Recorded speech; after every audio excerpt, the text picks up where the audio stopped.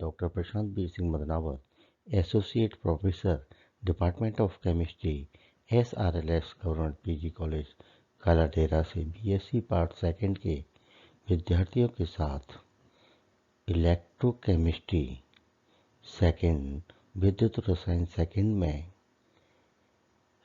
Amalgam electrode, redox electrode, glass electrode,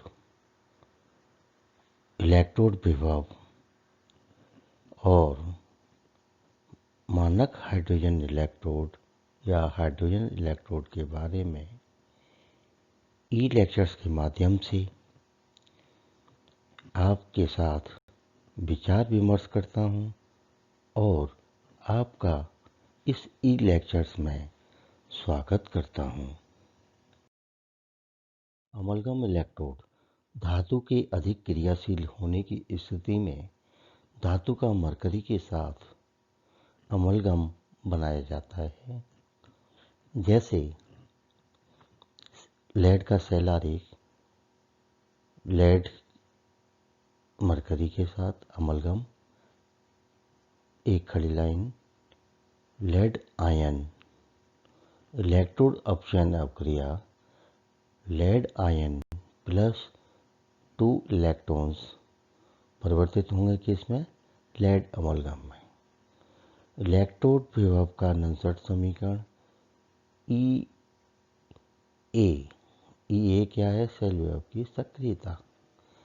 तो ई ए बराबर E0 PV minus RT/2F ln APV upon APV ion.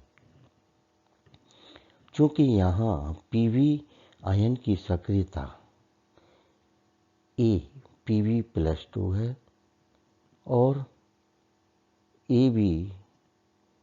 APV धात्विक lead की सक्रियता 1 है, इसलिए EA बराबर E0 PV minus RT/2F ln PV एक ब्रैकेट में माइनस RT/2F ln 1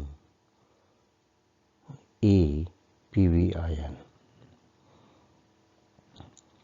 तो इसलिए EA बराबर E0A plus RT/2F ln APV ion. तो ये PV आयन की सक्रियता है ए के रूप में। रेडॉक्स इलेक्ट्रोड, पांचवें प्रकार के जो इलेक्ट्रोड हैं रेडॉक्स इलेक्ट्रोड, प्लेटिनम जैसे अक्रिय धातु को ऐसे विलयन के संपर्क में रखते हैं जिसमें पदार्थ की अपचयित और उपचयित दोनों अवस्थाएं उपस्थित रहती हैं। जैसे सेल आरेख PT, खड़ी लाइन Fe+3, Fe+2, इलेक्ट्रोड अपचयन अवक्रिया Fe+3 प्लस इलेक्ट्रॉन परिवर्तित होगा Fe+2 में। इलेक्ट्रोड विभव के लिए नंसठ समीकरण E बराबर E0 Fe+3 Fe+2 minus RT/F ln A Fe+2 ion A Fe+3 ion. अन्य उदाहरण हैं इसके, जैसे PT, प्लेटिनम, खड़ी लाइन क्विनोन, हाइड्रोक्विनोन। तो ये क्विनोन हुआ, इलेक्ट्रोड अपचयन अवक्रिया, नंसठ समीकरण इसका है ना।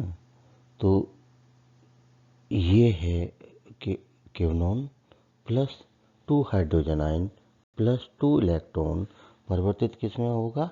हाइड्रोक्विनोन। नंसठ समीकरण E बराबर E0 minus RT/2F ln A hydroquinone A quinone into A hydrogen ion की पावर 2। ग्लास या संदर्भ इलेक्ट्रोड।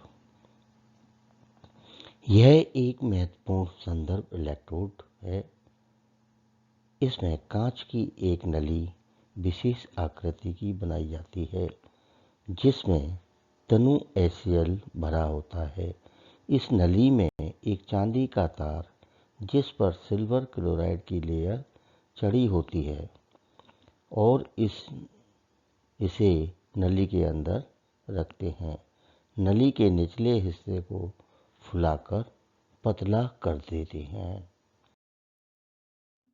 जो कांच की पतली झिल्ली का कार्य करती है। इसका उपयोग विलयन की pH ज्ञात करने में करते हैं। शैलारेख सिल्वर, खड़ी लाइन सिल्वर क्लोराइड, खड़ी लाइन HCl, खड़ी लाइन गिलास। इलेक्ट्रोड विभव के लिए नंसठ समीकरण Eg बराबर E0G minus RT upon F ln hydrogen ion की कंसंट्रेशन। 25 डिग्री सेंटीग्रेड पर R व F के मान रखने पर Eg बराबर E0G minus 0.0591 log hydrogen ion की कंसंट्रेशन। तो Eg बराबर E0G माइनस 0.0591 pH। चित्र में देखेंगे आप एक नली है।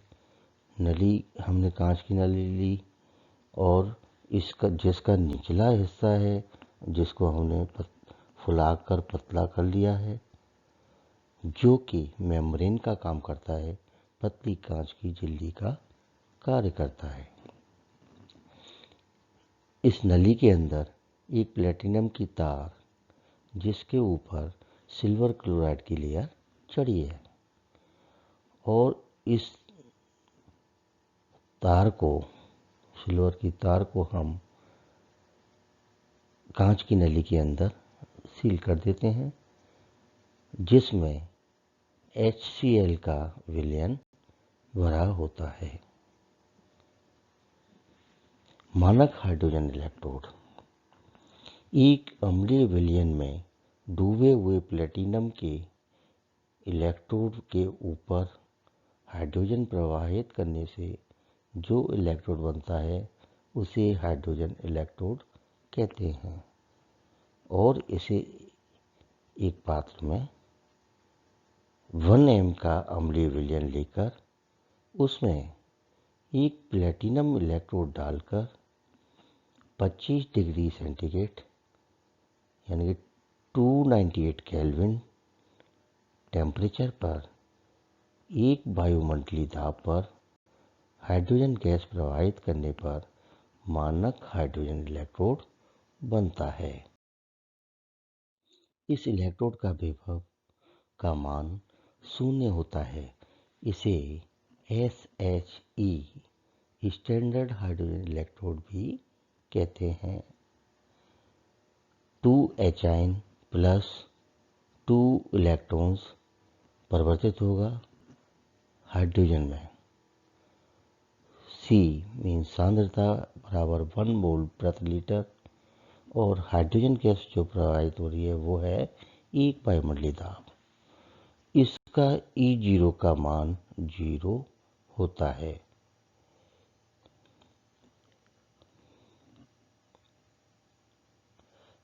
अब चित्र में देखें हम एक वायुमंडलीय दाब पर हाइड्रोजन गैस प्रवाहित हो रही है। एक तार प्लेटिनम की नीचे ड्रिप लगी हुई है जो प्लेटिनम इलेक्ट्रोड का कार्य करेगी और इस पात्र के अंदर हमारा 1 m का अम्लीय विलयन है। जो तार है इलेक्ट्रोड है प्लेटिनम का वो ग्लास जैकेट के द्वारा सील है और इस जैकेट के अंदर हमने एक वायुमंडलीय दाब पर हाइड्रोजन गैस प्रवाहित की है। इलेक्ट्रोड विभव। किसी धातु की पत्ती M को उसके Mn आयन के विलयन में डुबो दिया जाए तो 3 प्रकार की क्रियाएं संपन्न होने की संभावनाएं होती है। एक पात्र है, M धातु की पत्ती है जिसमें हमारा तो पहली संभावना होगी Mn आयन धातु आयन की पत्ती पर आए और टकराकर बिना किसी क्रिया के लौट जाएं। सेकंड, Mn आयन इलेक्ट्रोड से टकराकर उसके N इलेक्ट्रॉन लेकर धातु परमाणु में परिवर्तित हो जाए, अर्थात धातु आयन अपचयित हो जाए। थर्ड, धातु परमाणु अपने N इलेक्ट्रॉन को देकर आयन के रूप में विलयन में चले जाएं, अर्थात धातु परमाणु ऑक्सीकृत हो जाए। अतः दो विपरीत अपक्रियाएं संपन्न होती हैं। M सॉलिड है जो परिवर्तित होगा Mn आयन एक्वस में प्लस N इलेक्ट्रॉन। तो जो फॉरवर्ड है अपक्रिया वो ऑक्सीकरण होगी और जो बैकवर्ड है प्रतीप अपक्रिया है वो अपचयन अपक्रिया होगी। यदि धातु के ऑक्सीकृत होने की प्रवृत्ति अधिक है तो इलेक्ट्रोड पर इलेक्ट्रॉन की संख्या बढ़ जाएगी और विलयन की तुलना में इलेक्ट्रोड पर कुछ ऋणात्मक विभव उत्पन्न होगा और इसके विपरीत धातु के ऑक्सीकृत होने की प्रवृत्ति कम है तो आयन उस पर अपचयित हो जाएंगे और विलयन की तुलना में इलेक्ट्रोड पर कुछ धनात्मक विभव उत्पन्न हो जाएगा। इस प्रकार धातु और उसके आयनों के मध्य उत्पन्न हुए विभव को इलेक्ट्रोड विभव कहते हैं। धन्यवाद।